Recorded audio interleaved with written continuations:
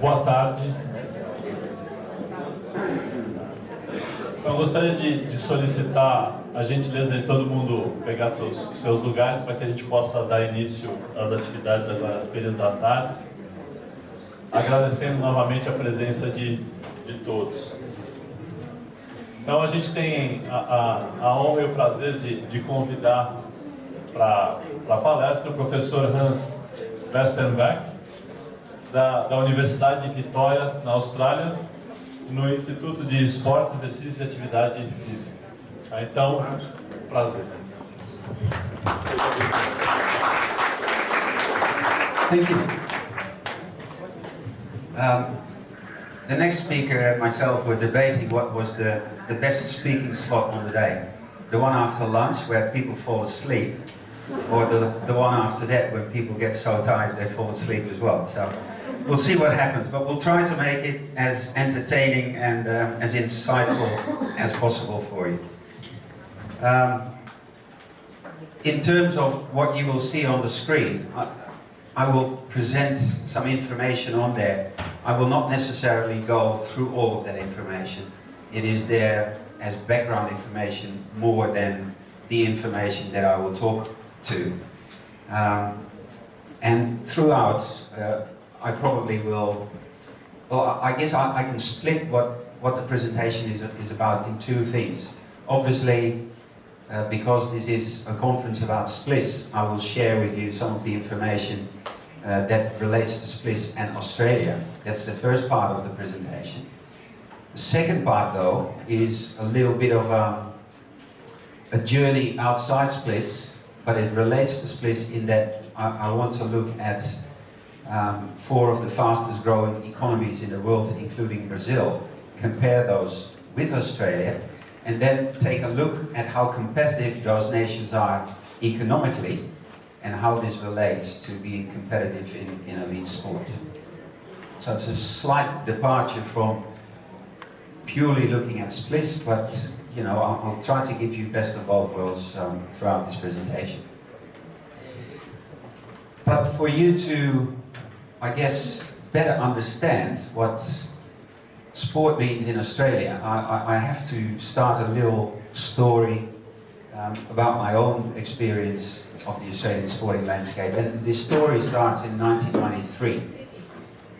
In 1993, I was three years out of university.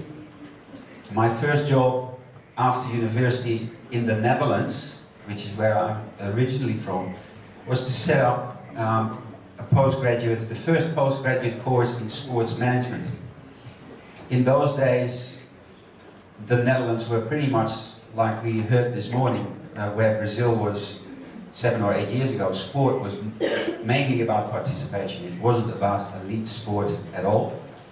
And therefore, the question would be asked, why would you need professional sports management for sport? Because sport is for fun. You know, it doesn't need a business or a managerial approach. But myself and a few other naive, young, just out of university graduates thought differently, and we really pushed through in terms of establishing something that later became known in Holland as the Sport Management Institute. And the Sport Management Institute then was also instrumental in setting up an organization that now is called the European Association for Sports Management.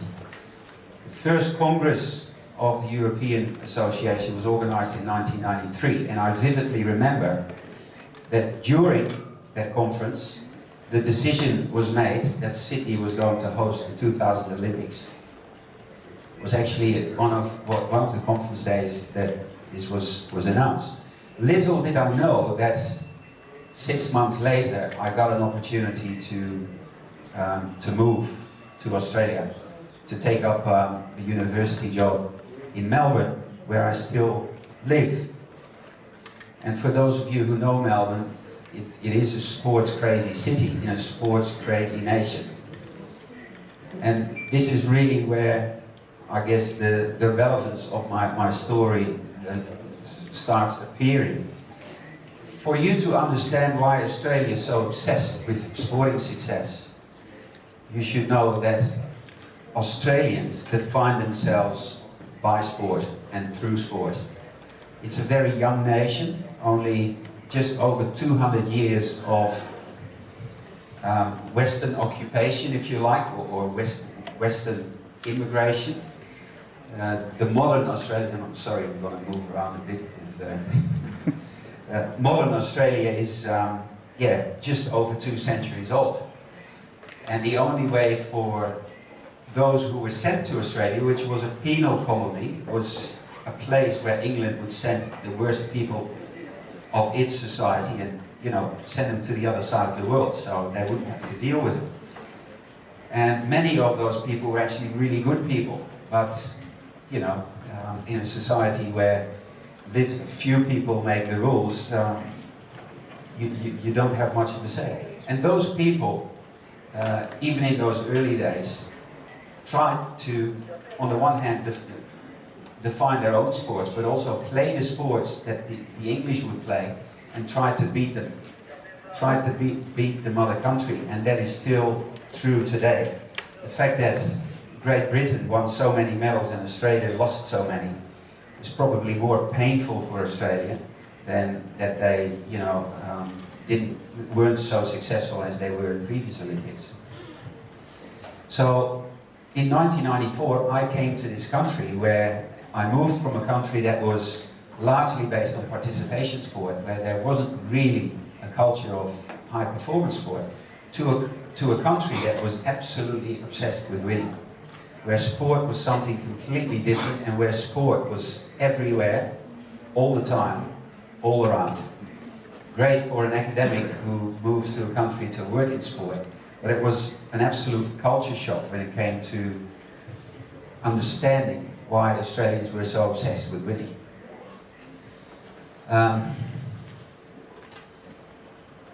And really, that story, that further obsession with winning starts in 1976 at the Montreal Games. Australia is one of 2 or 3 countries who participated in all modern Olympic Games. So they didn't miss one, they didn't boycott one game. And in 1976, they didn't win a gold medal. And the fact that they didn't win a gold medal sparked a societal and a political debate. The politicians of those days said, this can never happen again. We are too proud as a nation to not be winning at what they still consider to be the ultimate sporting event, the Olympic Games. So in 1976, a few visionary politicians and a few visionary business people sat together, and they said, we need to set something up that will harness our talent and channel our talent in a way that we become the successful nation that we were decades before.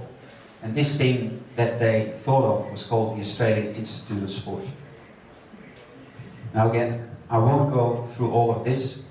What is important to note on these slides, certainly when you're in the back you can't even read it, but these are consistent activities, actions, government initiatives to sustain a certain momentum in order to achieve success. So it's constant renewal of activity in order to create successful athletes. Obviously, the Australian Institute of Sport was established in 1981, so 5 years after those disastrous Olympic Games. Then the Australian Sports Commission, which in many ways it's a government organisation but independent from. Sounds strange, but it is really an independent organisation that is fully funded by the government and is in charge of all Australian sport, both participation and high performance. And in 1989 it incorporated the Australian Institute of Sport. So there was an institute that looked after high performance sport, and the rest of the Sports Commission was also in charge of sport for the nation and sport in the community.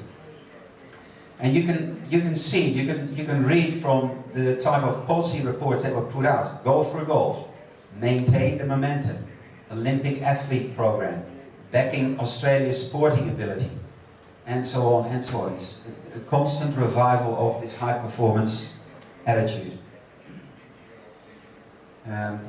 all the way to, in 2010, Australian Sport, the pathway to success. You can read from the narrative that it is all about achieving success. And there's an underlying current that says achieving success can also be a successful participant. But ultimately, it is about success at major sporting events. 2011, September, so just under 2 years ago, I think the appointment of both a new CEO and a new director of the Australian Institute of Sport signaled that something was in the air. There was a certain change about to happen. And I'll give you some statistics to underwrite that in a minute, why this change was so necessary. Since that change, I think it's quickly important to note there's in Australia now a national sport and active recreation policy framework, an intergovernmental agreement about state institutes, so not the Australian Institute of Sport, but institutes that are in the different states of Australia, and a national high performance sports strategic plan. In progress is talent identification and high performance coach development, and again I'll come back to those in a minute in context of SPLIS, because there's a nice little coinciding of what the Australian Sports Commission is doing and what the SPLIS results tell us. So, a quick snapshot of SPLIS. I'm not going to talk about it for an hour. I'll probably spend 10, maybe 15 minutes on SPLIS and then move to a different perspective. First of all, important to know that, and this is 2010-2011 statistics, an overall budget, federal government, okay, so only top-level government, $270 million. Roughly by 2 is in reals, so double it and you have it in your currency. Of that, 66% for elite sport, so very much an emphasis on elite sport. And I'll show you a slide in a minute that this has actually is the least at the moment in the last 20 years when it comes to focus on elite sport. Obviously then 34% are in participation sport, and about roughly half of that will go directly to confederations, national sporting organizations.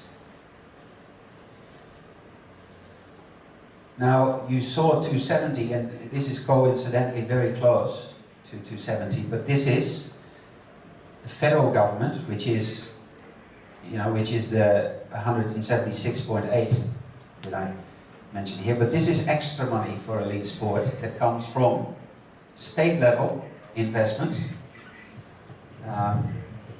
so provinces or states, the Australian Olympic Committee, sponsors, goods and services, and other sources. So the total investment 2 years ago in elite sport was roughly 270 for 540 reals, 540 million reals. Where does that money go to?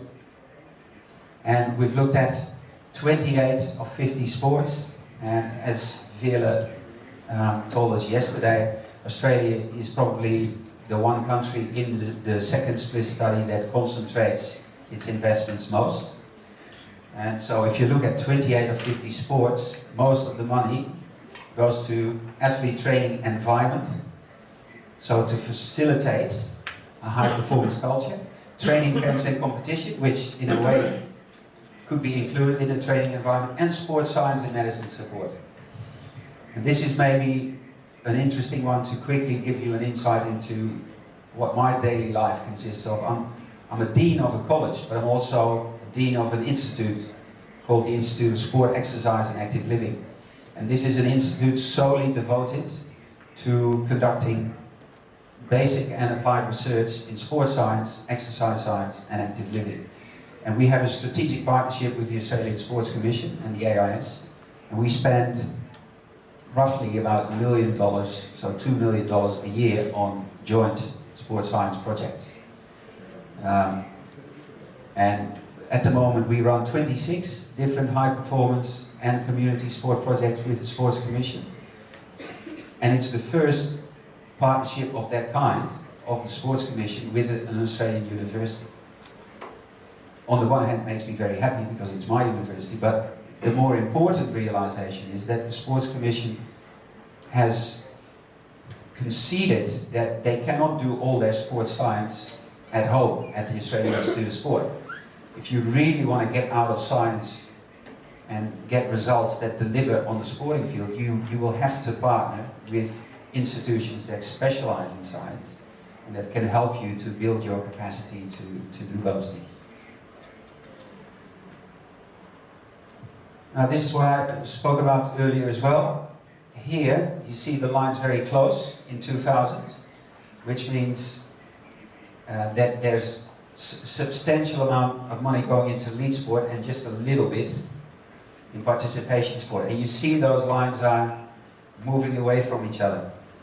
Now Martin will tell you tomorrow, for example, that in Holland that trend is the other way around. And what I heard this morning as well, the trend in Brazil is also the other way around.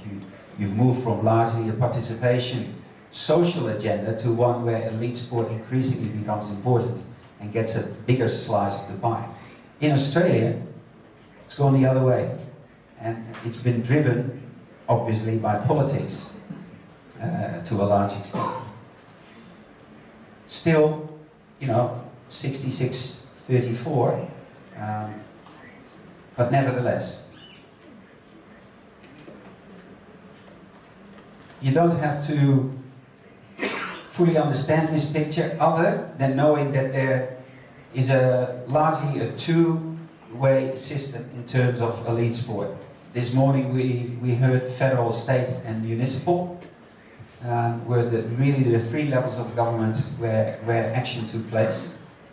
In Australia that's largely confined to two when it comes to elite sport. State level and federal level. And then the AIS in 1981 was a sole institute that looked after Australia's interests. Since then, all the states have created their own high-performance institutes. And they all come together in the National Institute Network.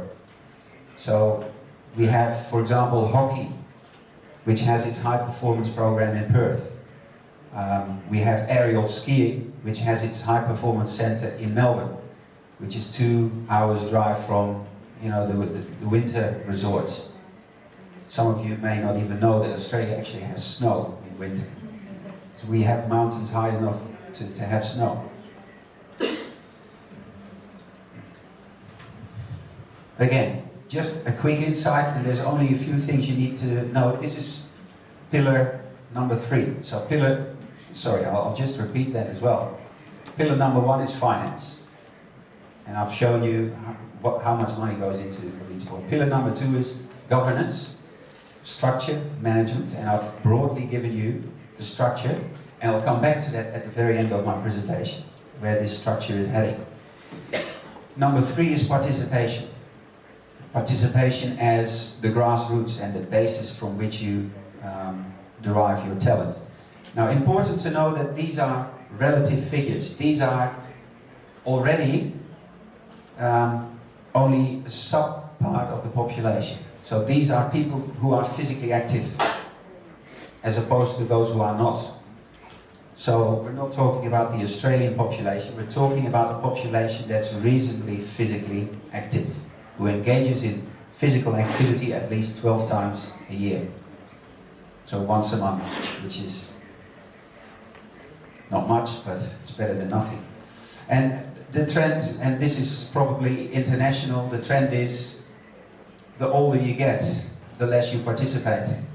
And the frequency, much the same. And you see that those numbers, even in a population of physically active people, actually become quite dramatically low. A misperception about Australia as a sporting nation is that we all play sport. It's not true. Australia is also one of the fastest growing nations when it comes to the obesity rankings. We're very close to the United States, and if you come in the outer suburbs of Melbourne, you are overwhelmed by McDonald's, KFC, Red Rooster, all the fast food joints. It's as much a problem in Australia as it is in other developed and developing nations. And of course, the root of the problem is the fact that participation is not necessarily very good. And you can twist those numbers as well. When I say you're physically active when you at least move for 45 minutes once a month, that's not going to keep you from becoming obese. We all know that. We need, what, 30 minutes 5 times a week? Is that about the norm?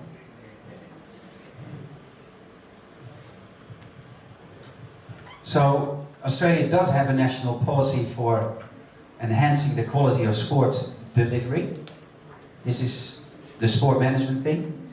Not a coincidence that the first sport management program started late 80s, early 90s in Australia. Club management in Australia is actually pretty damn good. The sporting club system is fantastic.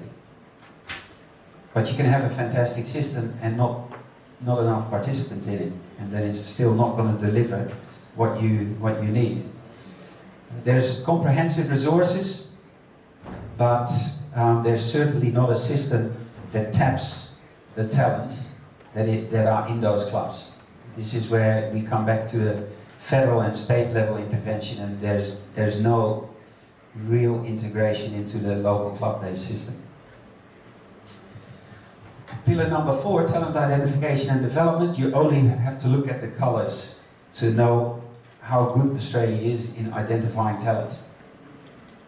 Not very good. No coordination, no real facilitation and support systems. Only finance and handing off responsibility to national sporting organizations to figure out how they're going to do this. That's not good enough. Little quiz. For those of you who don't know, have a guess. Australia is about as big as Europe. So, is that about the size of Brazil?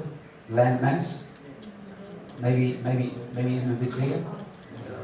How many people live in Australia? Only for those who don't know. Have a guess. Shout. In Portuguese. Portuguese. 20 million? 30. Actually, 20 million is pretty close. I would have thought you might say, 100 million is such a big country. It's 23 million. 23 million. Which Brazil has, I think, has just topped 200, right? 200 million. Yes. So, roughly 10 times, 9 times the size of the Australian population. If you don't milk your talent with 23 million, sooner or later you're in trouble. If indeed it's important to you to have winning elite athletes. When the athletes are there, they're actually looked after pretty good. So the attention to detail when it comes to the human element and looking after your athletes, that system is pretty good. Australian athletes, in other words, are not only rewarded but also valued in Australian society. People look after them and they are important heroes for Australians. Here's another one that is lacking, and I think Australia has the same problem as Brazil has in terms of the huge size of the country, the fact that you have difficulty in centralizing facilities, you have to duplicate your efforts, you have to travel to and from, etc. So there's a few things that, even if you try, are really hard to organize. There is a network of quality national and regional facilities, and there's also significant funding for elite sport facilities. One of my questions this morning would have been, how much funding is actually going into facilities at the local level? In Australia, it's about 100 times more as the federal level. So a lot of infrastructure funding takes place away from the federal government. Now here's another one, and this is a problem, in a way. Because if you do this well, what will happen? If you're really good in building up coaches and making them the best coaches in the world, and you don't have a lot of money to pay them, they go. And that's what happened. I would say, Simon will dispute this, half of Britain's medals are won by Australians. You know, defectors, traitors, they went to the enemy. It won't be that bad, but you see what I mean? If you have good coaches, they go, because it's an open market. There's a market for talent. And coaches can go. You're not bound to your passport. Athletes carry one passport and that's it. Well, maybe Qatar buys a few, but on the whole, athletes stick with their country. But, you know, across the board, coaching and coach development is actually really well organized in Australia. International competition, a lot of money and a lot of effort goes into making those opportunities true for Australian athletes. They do get the experience, irrespective. Again, this morning it was said Brazil's far away from everything. I think Australia is even more far away from everything.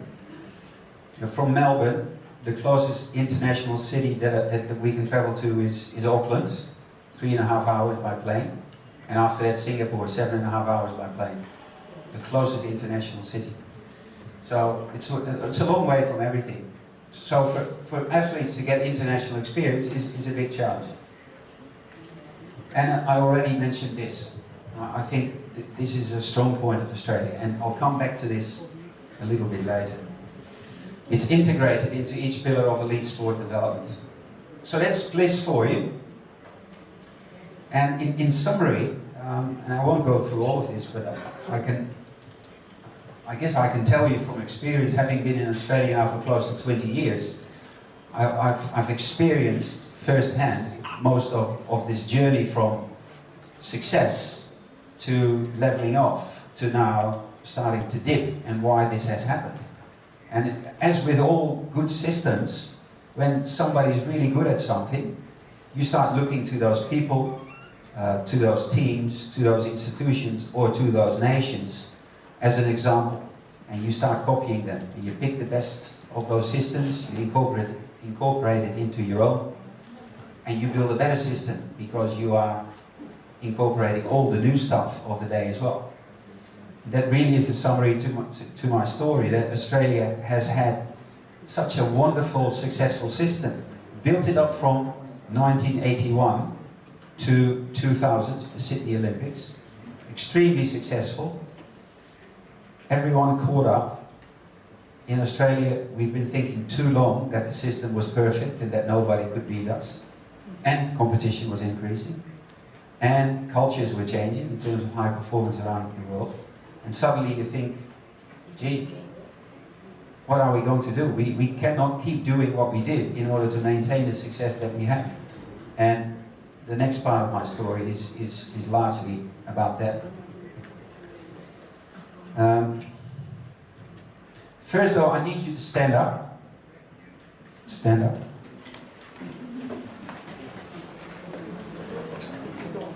Yes, seventh inning stretch they call it in America.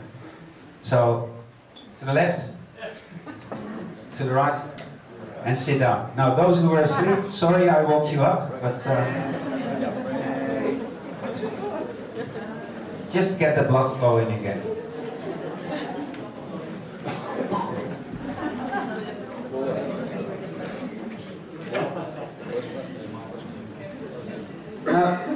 The second part of my presentation is actually the field in which I'm most interested as an academic. My professorial title is Professor in Sport Business, and my interest is global sport business. So how do we trade, literally, in sport across the globe? How do nations compare in terms of their approaches to sport business? Which businesses work in one country and do not work in another? And what are the underpinning principles of good business practice as opposed to those who do not work? And so the context for this part of the presentation is what's the competitive position of nations? So how competitive are nations, not only in sport, but in international trade? And how does this reflect their ability to also be competitive in elite sport? So it's a broader picture perspective. I'm taking it away now from SPLIS, which looks at 9 pillars, and I'm taking it to the context of national, international and global competition between nations. And I focus on Australia and Brazil, Russian Federation, India and China. You know, the BRIC countries and 4 of the fastest growing economies around the world. And you have to stay with me for a little bit because I need to do a little bit of a 5-minute lecture on what competitiveness actually is. So I'll take a little bit of time to do that, but then it will be much easier to understand the few facts and figures that I want to share with you. And then ultimately I'll close off my presentation with a snapshot insight into Australia's recently released high performance plan for the next 8 years. Oh, sorry, next 10 years. 2012 to 2022, I think it is, from memory.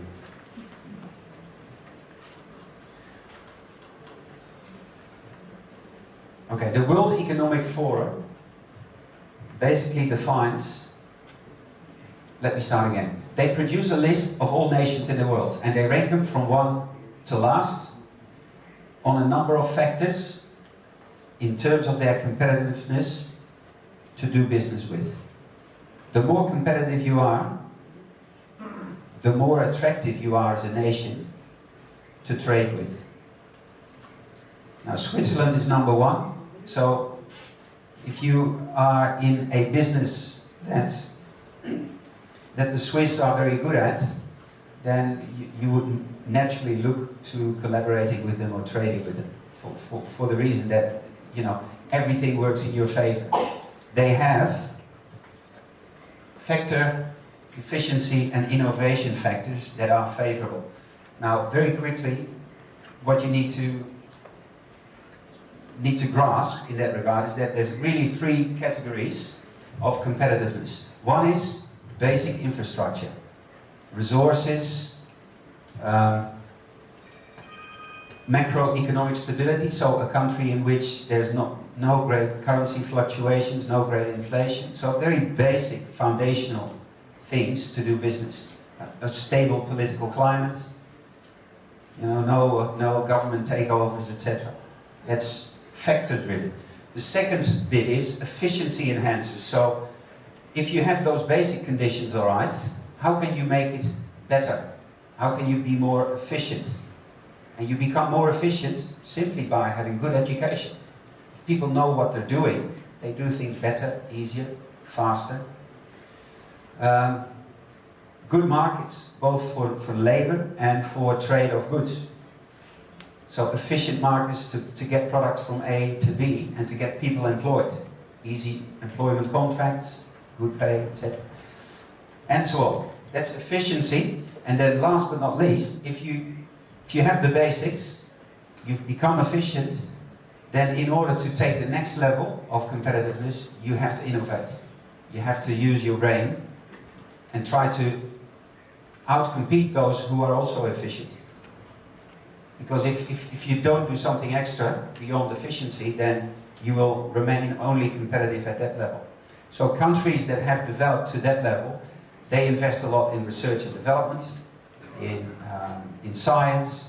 Their university system is of great standing, and their businesses operate at world best practice level. They are the businesses, the brands that we look at that inspire us in order to do as good as they do. Australian Institute of Sport, 10 years ago, was a business sophisticated at the level of enhancing and innovating elite sport performance. So those 3 levels, basic requirements, efficiency, innovation. Now, map of the world. If you look at the Global Competitiveness Index across the world, red means extremely sophisticated economies, very competitive economies, and the darker the color, the less competitive they are. In the rankings, Australia is number 20 on the GCI. China's moved to 29, which gives you an idea about how quickly China can grow, because China maybe 3 or 4 years ago was still in the 50s. Brazil's moved up another 10 places in the last 3 or 4 years to 48. 59 is India, 67 is the Russian Federation, in a list of about 220 nations, I think. And everything that's grey is not covered. Or you can also say, well, nothing's happening there in terms of competitiveness, so they can't be rated. And that's actually really sad, because you can see where that is happening. And it's Central and Sub-Saharan Africa, where the problems of the world are probably the greatest in terms of sustainability. So, that's economic competitiveness. Now let's translate this to competitiveness in sport. If we use those definitions of basic requirements in sport, we talk about unskilled labor and natural resources. What do we have available without having to do anything? In sport, it means that we have lots of people, size of population. We have a pool of participants, and we have natural sportscape. In other words, we have certain environments in which we can play sport. That's why Switzerland is so bloody good at skiing, because they have mountains. Yeah? That's why Australians are good at swimming, because 80% of people live on the coast. And so you need to swim to survive. Your kids need to learn to swim very quickly, otherwise they drown, etc. So, basic, first stage.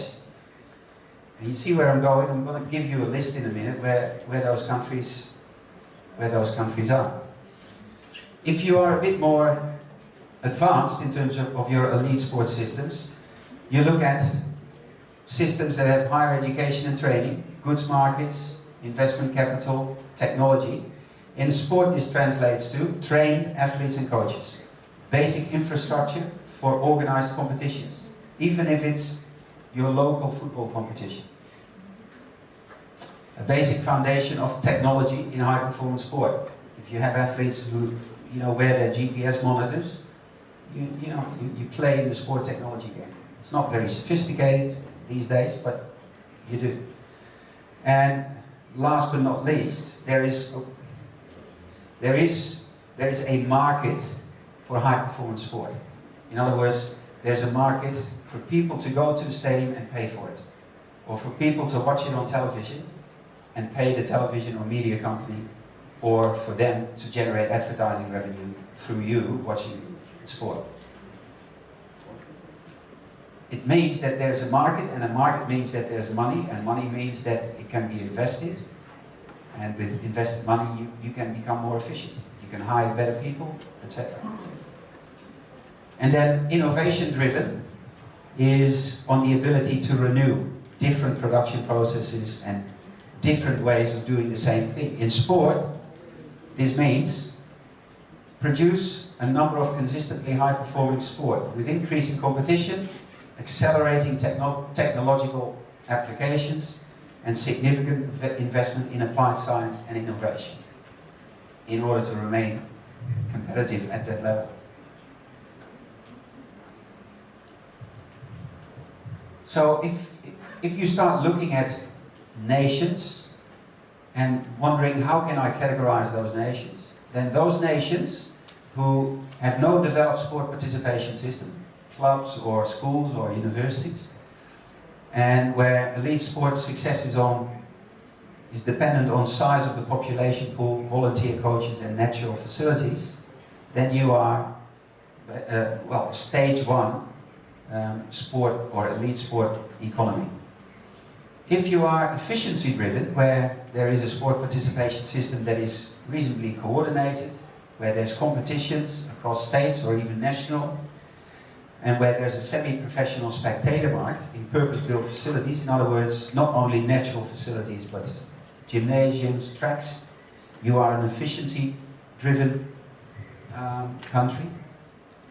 And where there's a complex, comprehensive and high-quality participation system, Pillar 2 in Swiss, where you have wonderful facilities, Pillar 7, 8, 7, 6, Pillar 6, and substantial resources that can be invested in technology and sports science, Pillar 9. Then you have an innovation-driven economy. All still with me? Right. Now again, at the back you can't read this, but I'll explain it to you. This is the interesting picture. Stage 1, factor-driven economies, 38 of them in the world. Stage, transition from 1 to 2. So in between, 17 economies. Stage 2, efficiency-driven, 33 economies. Transition from 2 to 3, 21 economies. And stage 3, 35 economies. So basically, all fully developed countries. Our BRIC plus Australia distribution is India, China, stage 2, India, stage 1, Brazil and the Russian Federation in transition from 2 to 3, and Australia in stage 3. Now remember, I'm still talking about Australia in context. I mean, I'm comparing now, but I'm also talking about Australia in its hunt for gold medals and in its desperate attempt at the moment to hang on to the levels of success that they have achieved in the past decade. And this is the context of competitiveness of nations. Now, if you look at the same picture and apply the top 10 medal-winning nations of the last Olympics to this list, this is the picture. China, Russian Federation, and 8 other nations, so 8 out of the 10 top-scoring nations in the Olympics are stage 3 innovation-driven economies. They are all economies who can invest significant funds in the next level of competition, in advancing beyond efficiency and in trying to milk what is in their systems, in their highly developed systems.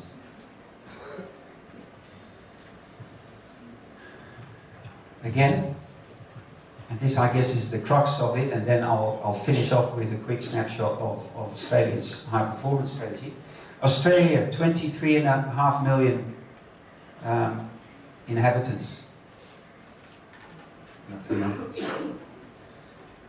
23.5 million inhabitants, and most recently number 10 on the overall medal winning list. The worst performance of Australia in the past 5 Olympics. Russia, the current number 4 on that ranking, 147 million population. Brazil, the number 22, 199.7, and this is 2011, so that's over 200 now. India, number 55 on the list of medal-winning nations, 1,250,000,000.2 inhabitants. And China, the number 2 on the Olympic list, 1,367,000,000 people to pick from in terms of talent. Australia is an innovation-driven nation, has a limited talent pool, and is pretty much, the system is creaking in its suit. How do you say that? It's maximizing what they can by trying to apply science in many ways to high performance sport. Russia is still in transition from efficiency to innovation. There's still a lot to be gained in terms of, for example, higher education and goods and services markets. Brazil is also still in transition from efficiency to innovation. India is still factor-driven, very basic. and China is efficiency driven. Now the interesting thing, of course, of all of this information is that Australia has no growth potential.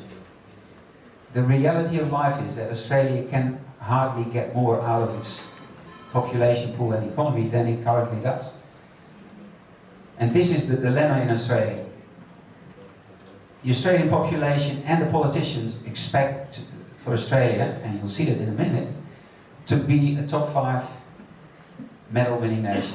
It's actually a stated objective in the high performance strategy of Australia. And at the same time, when you see these numbers, it's virtually impossible to achieve that. Because there's no room to move in terms of system. Australia is already innovation driven. There's no talent pool, and it's not growing rapidly. And they're doing already pretty damn good. You know, number 10 in the world, which is the worst performance in the last 5 Olympics. Russia, on the other hand, 4, but still has growth potential. If they become more efficient and start tapping the pool of 150 million people a little bit better, they can move up. Brazil, even better, substantial growth potential. And again, if you become more efficient and if certain systems are optimized and your higher education systems and science systems start really firing, then Brazil, with this talent pool, you know, can play in this space. A top 5 position for Brazil is not irrealistic. Maybe not in the next 4 or 8 years, but it's not an unrealistic objective.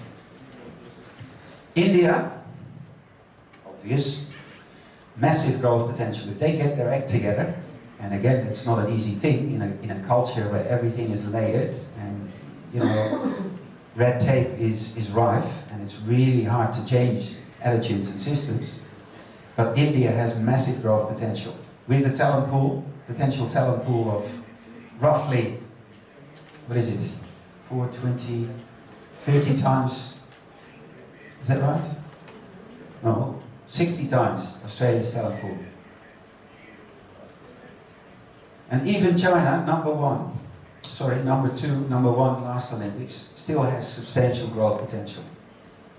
So if I were to predict, and Simon's going to predict a little bit as well, but if I were to predict, I'd say in 4 Olympics from now, China will continue to be top 3, India will be top 25, won't go quick, Brazil will be top 10, definitely, Russia will be top 5, and Australia should be happy to be top 15. I don't want this, but Australia should be happy to be top 15. That they would do extremely well with their talent pool and their population. These are the trends, right? Russia, China, Australia, Brazil, largely on the up, and India, largely on the up.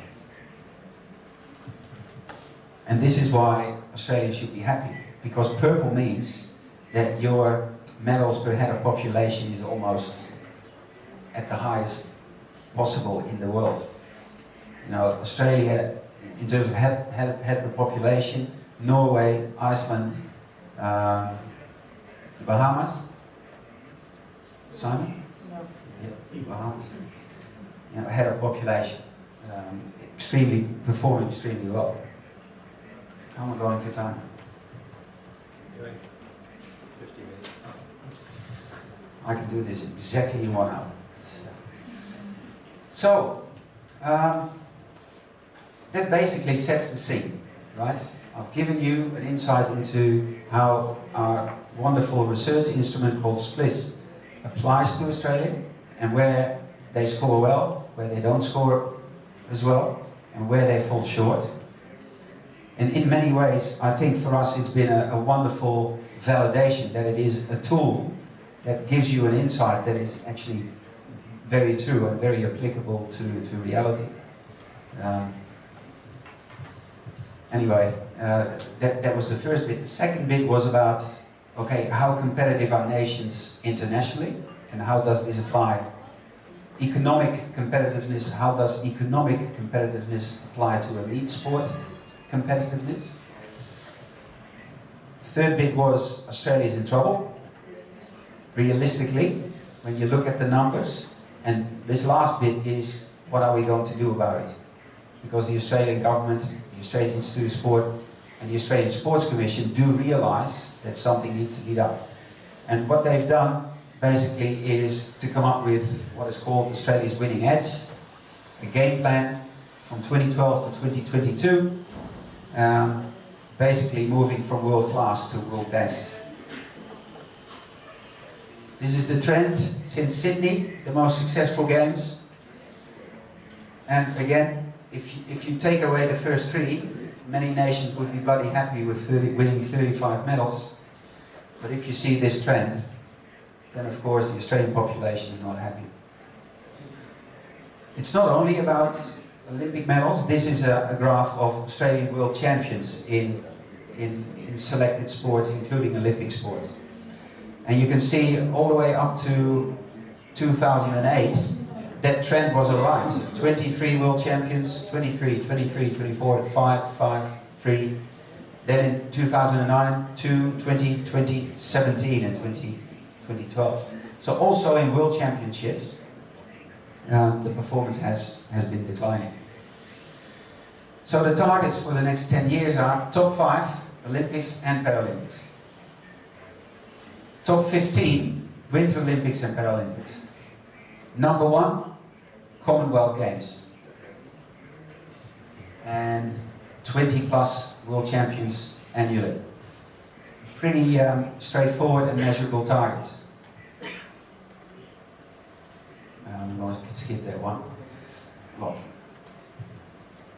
and maybe just to let you, I mean, these are the catchphrases that are underpinned by much of the research that is also expressed in splits.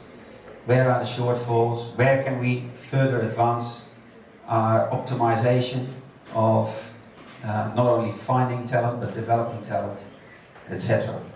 The focus in Australia, therefore, is going to be on athlete pathways. And an athlete pathway doesn't mean that if you start in football, we will make you the best football player possible. No, an athlete pathway also means if you start in football, but we can see that you are a much better volleyball player, given some of the characteristics that you develop in your progression, we're going to move you into volleyball.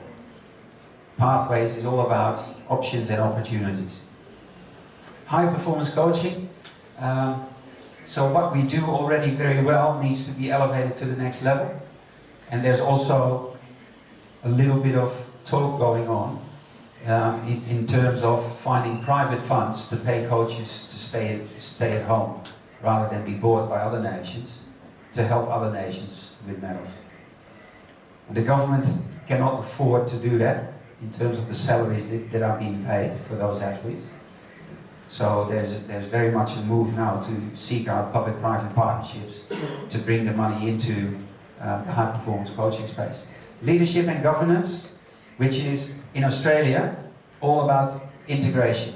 There's still too much going on in different states that is not nationally coordinated. There's no national coordinated strategy. And the objectives I just showed you are really the first time that those were expressively stated as national objectives. And then to facilitate the system through performance services and systems. In closing, I think the Australian government and the Australian Institute of Sport are probably as aware as the rest of the world, probably more aware than the rest of the world, that change had to happen. In terms of the system, how it looks now, in terms of moving towards a winning edge, the strategy really can be smartly summarized by stating that athletes and national sporting organizations are at the center of making the system work as well as possible. The national sporting organizations in Australia are actually really professional and highly developed subsystems. And so the logic is, if you can collectively move that system up, then you will create the best of the talent that you have. This is done by the government and Australian Institute of Sport, the national bodies such as the Olympic Committee, and private business. There's an institute system that looks after the daily training environment and performance services. And there's peak bodies, international and domestic, and training camps, international competition and facilities that give you the infrastructure in which that performance has to take place. So our currently renewed system looks at one where the federal government is here, the Australian Institute of Sport, the Olympic Committee, the Paralympic Committee, and the Commonwealth Games Association are the four drivers of federated success. And then there's a state-based high-performance system, the Victorian Institute of Sport, the Tasmanian Institute of Sport, and so on, that drives the high-performance system at the state level. I think that was the sign for 60 minutes. So, thank you for your attention.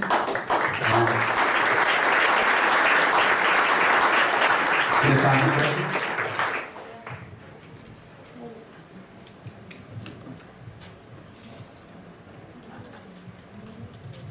Could you put your... I think it's better.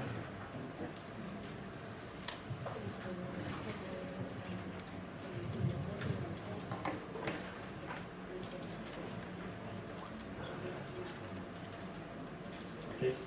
I don't hear. Yes. Yeah, it's working.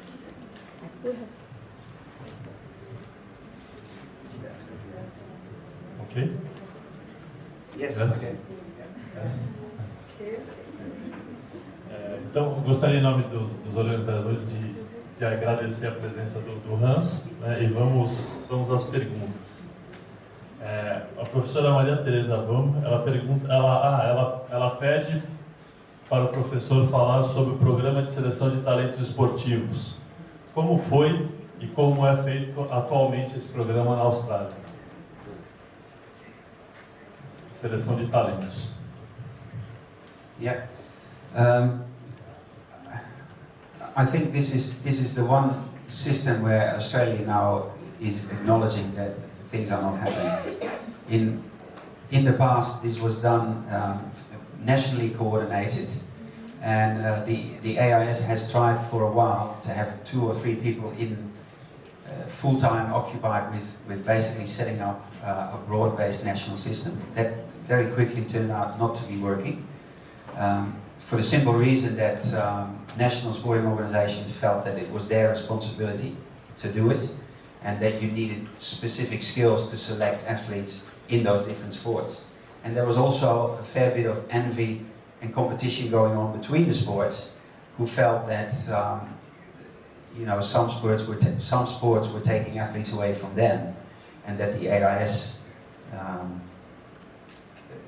wasn't working on their behalf. They were working on behalf of milking the best talent. So the response to that was to hand over the responsibility to the national sporting organisation and simply give them money to start identifying talent.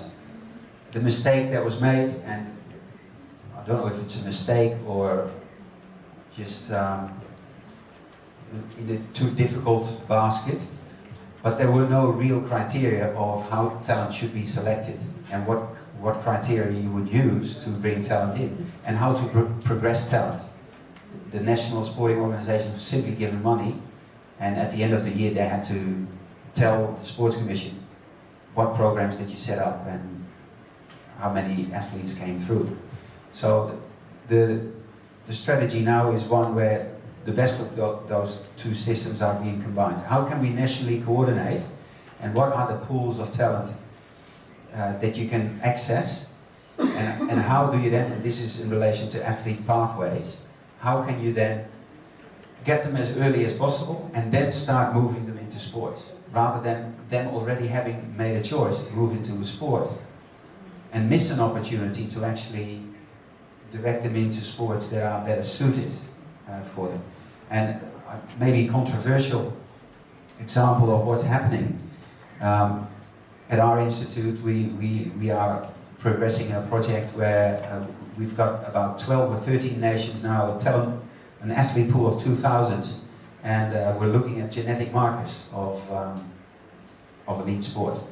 And there's a fair bit of evidence already in the area of fast twitch versus low twitch fibers, so sprinters versus long distance runners, and you can basically determine at birth if you are going to be a sprinter or an endurance athlete.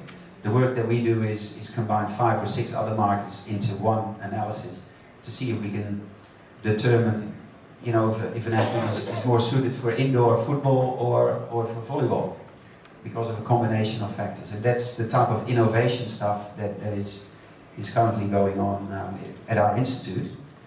And I must say, the Australian Institute of Sport doesn't work with us on that one, because ethically that has been the too hard basket as well. It's controversial research in a way. But yeah, I'm not sure if I fully answer your question, but the next stage is one of integration and taking it up a level in terms of what you can do to identify talent. Not simply looking at people, but taking a blood sample and know which way a talent may be going. Exciting and fearful or scary at the same time. Leandro Mazei pergunta, considerando que a Austrália tem uma menor população que os países do BRICS, se o senhor acha que o programa de capacitação de treinadores é um grande diferencial nos resultados esportivos da Austrália? Can you repeat the last bit? Yes. Se o senhor acha que o programa de capacitação de treinadores, de coaches, na Austrália é um grande diferencial nos resultados esportivos do país? Yeah. First of all, if you have a very sophisticated system of coach qualification, so I think in certain sports we qualify coaches at 5 to 7 different levels. And those levels of qualification also increasingly relate to programs that we deliver at colleges and universities. And more also linked to international standards of coaching qualifications. Definitely is directly related to what kind of support athletes get at stages of their career, and how this is in many ways an efficiency factor. How quickly can you move them on to the next level? The quicker and earlier you can do that, the more likely it is that they will be competitive at a younger age, therefore give you longer sustainability with that athlete, and also give them the experience early in their career so that they can perform at their physical peak at exactly the right time for the longest possible period. And all the things that I'm saying now are efficiency issues. The more efficient you can bring athletes up to a high performance level, the earlier, the higher the return on that investment is going to be. And a sophisticated coaching qualification system is key to that. Professora Flávia pergunta, nos seus estudos, nas suas pesquisas, o senhor considera possível e interessante utilizar o IDH, Índice de Desenvolvimento Humano, relacionando com o esporte? Yeah, I must say I love indexes, or indices. I mean, ranking systems in themselves say actually very little, but the sooner, or when you start combining ranking indices, they become more sophisticated in their interpretation as well. So, and obviously, I mean, the Human Health Index, the competitiveness of nations, the most livability standards, the most livable cities in the world, all those things combined can lead to something that we may well start defining academically as, sustainable elite sport, for example. Obviously, the doping discussions that have been ongoing and have been sparked by Lance Armstrong and cycling, and Martin is on Monday delivering a report in that in the Netherlands. We should translate it in Portuguese, Martin.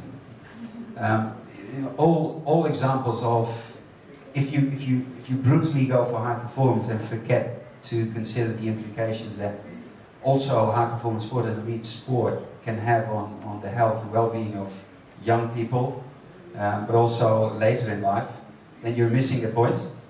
And I think for all of those of you involved in high performance sport, that is a much more sensitive and tricky issue to consider than it is for us in academia. I mean, we are in the lucky position that we can, step outside and objectively observe and criticize where we feel things should be criticized, but it's not necessarily within our remit to make those changes in sports organizations. But what we can do is say, okay, have you actually looked at this problem from multiple angles? And an index such as that is one way of doing it. Yeah.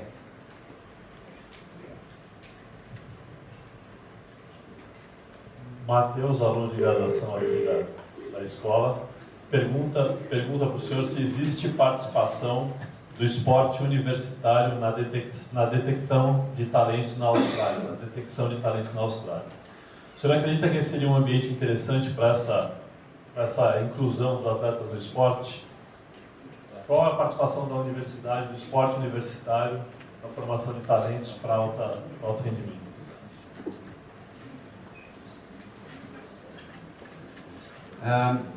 The role of universities is surprisingly low, and that's a direct derivative of the population. In other words, there's not a critical mass of university sport closely located enough for university competitions to be sustainable at a very high level. In other words, most university competitions are very local, because if you really want to play a national competition, students would have to travel to Perth, to Brisbane, to Sydney, to Adelaide, if you're in Melbourne, and that's simply too expensive. In other words, there's no market for high performance student competition. There's the Australian University Games every year, where students basically come together to compete against other universities. In Australia, we call that, part serious, part fun, or part high performance sport, part piss up. Piss up is a term in Australia for getting drunk. But that really is about the level of university sport. If you are in a country such as America, where you have 320 million people spread across the same land mass as Australia, then you have sufficient numbers of people to perform at a high level and actually get talent from that. Many times it has been tried in Australia. I suspect it will never happen until there's about 100 million people living there, but no sooner.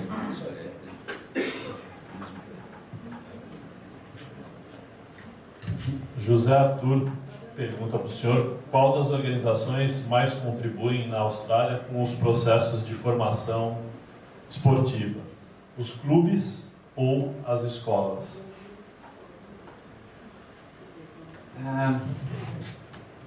It's another interesting one. The straightforward answer is clubs. They do most of the training, but the school system in Australia is probably similar to here in that there's quite a big distinction between private and public schools. And in private schools there's quite a well-developed inter-private school sport competition.